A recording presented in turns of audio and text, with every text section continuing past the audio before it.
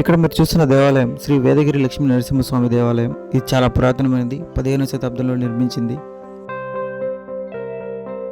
ఈ దేవాలయాన్ని కశ్యప మహర్షి ప్రతిష్ఠించినట్లు, సప్త మహర్షులు ఈ కొండపైన యజ్ఞం చేసినట్లు ఆనవాళ్లు ఉన్నాయి.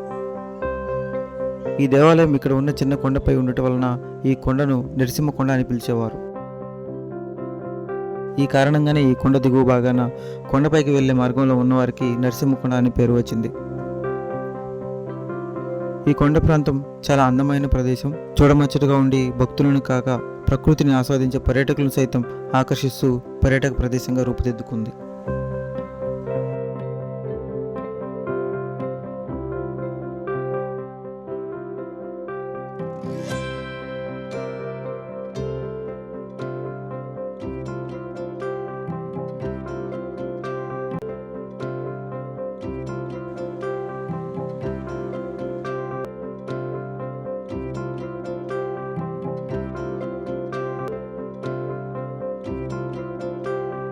ఇలాంటి మరిన్ని వీడియోల కోసం మన ఛానల్ని సబ్స్క్రైబ్ చేసుకోండి.